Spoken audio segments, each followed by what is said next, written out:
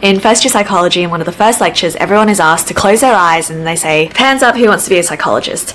Open your eyes. About 90% of the people who have their arms up will not get the job. It's just set up like that. They accept so many people into the stream, and yet they tell people that most of you are not going to be able to make it, and it's pretty much like a rat race to get to those coveted couple of spots. The undergraduate psychology degree is 100% research-based. We do not get to learn any clinical skills. You don't get to see any patients, there are no placements, you don't even get to see what therapy looks like, you don't actually know what therapy is until you get into a postgraduate pathway. And that could be in your 5th, 6th, 7th year, and it could be that you start doing it and you realize you don't want to do therapy. We get trained extensively in statistics, which is helpful, but we are not using statistics on a day-to-day basis.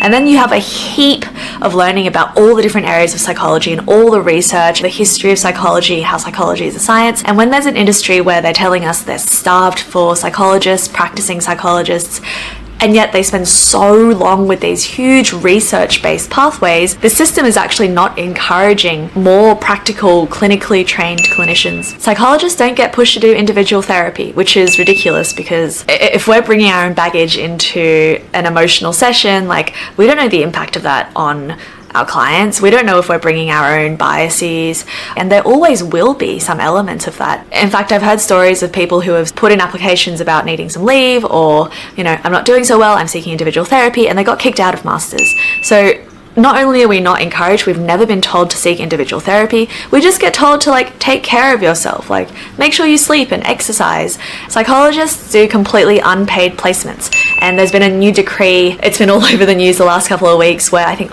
now nursing students or dentistry get certain rebates, or they're paid back, whereas psychologists are not only unpaid, but they're also paying for the privilege of being able to do placements and paying for the privilege of getting hours and hours of supervision. And so a lot of people, if they don't have a financial backing, are discouraged from psychology because they literally can't afford to study it, even if skills-wise, competency-wise, they could do it. During COVID, the government increased or rebated mental health care sessions to 20 sessions a year, and despite all these reports supporting how in the long run this is going to be more helpful, it's going to save more mental health burden, after COVID kind of wrapped up, they cut it back down to 10 sessions. But it's not like after we got out of COVID, all of the mental health difficulties decreased. In fact, a lot of them increased. And so every single year, we have to spend ages working out how to fix those 10 sessions and drag it out. And even people with really severe mental health disorders, they can only affordably see a psychologist 10 times in the entire year. That's less than once a month. It's kind of like we put a band-aid on it, we slap it, we discharge. And these people are going to keep coming back because we've had such a short period of time with them. Lifelong patterns, trauma, that stuff doesn't change after just a couple of sessions. For most people with severe or enduring mental health difficulties, 6 to 10 sessions isn't enough. And the financial burden of continuing regularly is above the capability of most Australians. Psychologists aren't allowed to ask for reviews or testimonials, and this is different to pretty much every other field. Counsellors are, mental health coaches are, doctors, patients have no transparency as to people who are getting good reviews or getting bad reviews. It's just this black box where you really just have to take a gamble and pay a lot of money and maybe go to a couple of sessions before you realize if the person is good or not. In training to be a psychologist, I never actually sat in or tailed a psychologist in their sessions. Literally the entire program, I only got to sit in on 2 sessions, and that was when I had to get a handover from someone from second year because they were graduating, and so I was taking their client. It doesn't really make sense because I think about being a doctor and how there's a whole pack of medical students trailing around like an experienced doctor, and there's so much involved learning. So before my first session, I'd never actually seen a full therapeutic psychology session, and it would make so much more sense for us to be observing or tailing senior psychologists or people who are really skilled, as opposed to, feeling really blessed if we get to sit in on one second year session. So it just makes no sense to me. We really just get chucked into the deep end, and it's just okay, figure it out. And that from that very first session, we've got cameras, and you go straight into your supervision session, and you kind of get lambasted. There's just all this feedback, but you don't know what's good. So all you kind of do is this is not good, this is not good, this is not good. And the way that we're trained is very much about figure it out, not about this is the gold standard, try and take some pointers from here. The field has changed. When my supervisor graduated, he said most people went into some sort of public health or hospital role. Most of the people graduating from my cohort have at least 1 or 2 days of some sort of private practice or contracting role.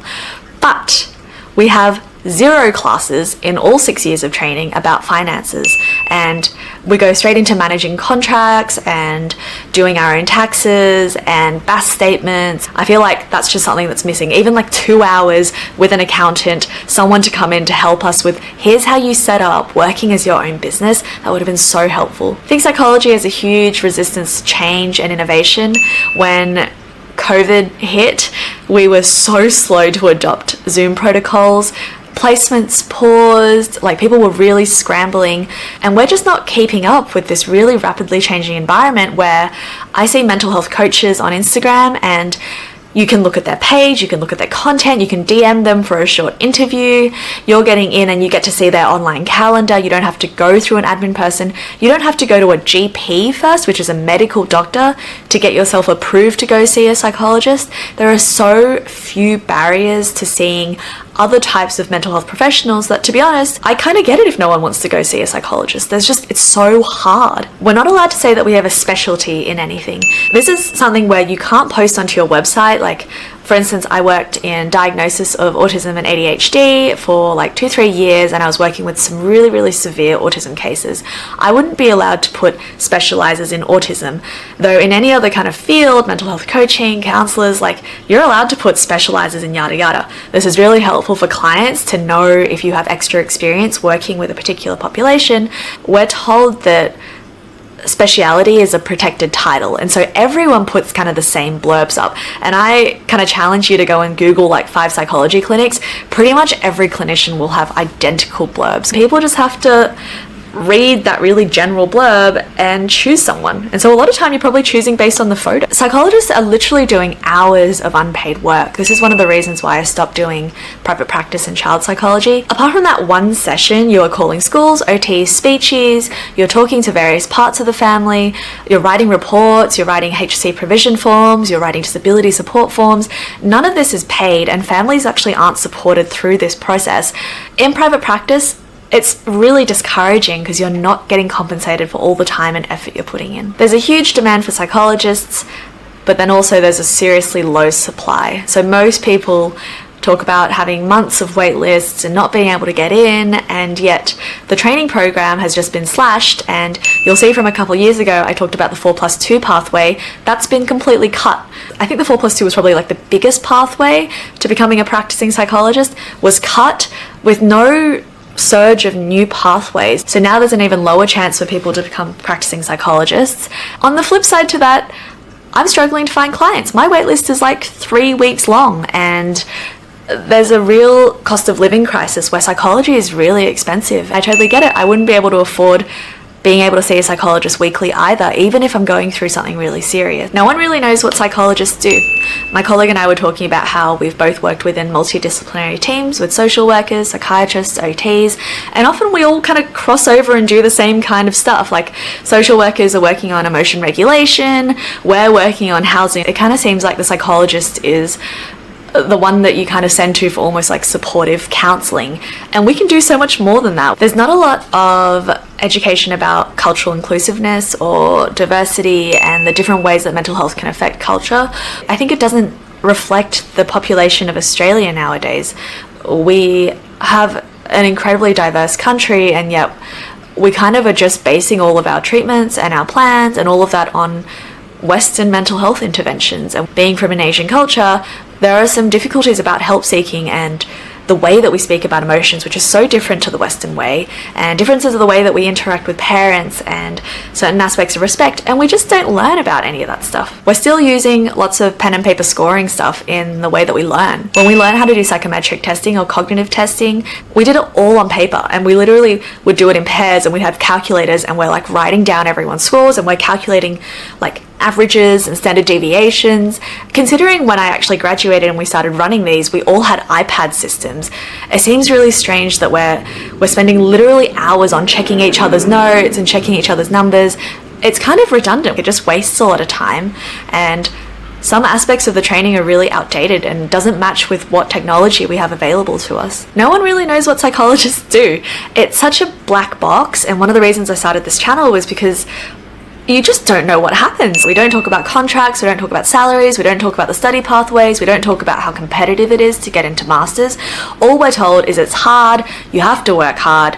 A lot of the messaging actually from lecturers and stuff are, oh, you know, we went through way worse when we were your cohort, or, you know, you guys have got it easy compared to what we have. And then we're supposed to just kind of go, okay, well, we just have to kind of suffer through it too. Okay, that's the end of my rant. I'm not trying to scare people away from the field of psychology. I love it and I really appreciate being in it. I'm not saying everything about it is bad, but there's just been all these chats that I've had with colleagues and supervisors, and there are things about the industry, especially post-COVID, that make it really difficult to work and provide the patient care that we want to because of funding difficulties, study pathway difficulties, and in some ways the field of psychology is just not keeping up with how fast modern technology and the way that we seek help, the way that we connect, it's moving so quickly. But psychology is like kind of still where we were like 10 years ago. Like, lots of clinics are just moving online. I think, unfortunately, the field needs to change. Otherwise, we're going to get usurped by faster moving industries who are more transparent, who are easier in terms of study, who are not as expensive and clunky to work. And I already see it. Like, there are so many mental health coaches and people who are not held back by all the regulations that we are held back by.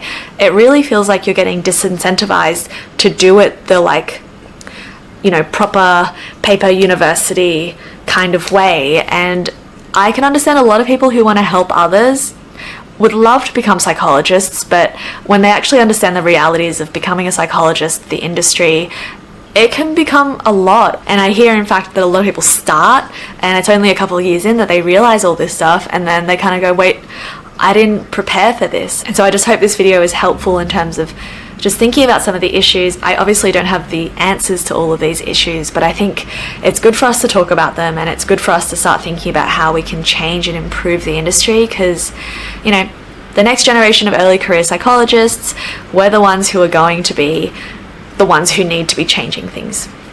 Alrighty, well, good to see everyone, and I'll see you next week. Bye.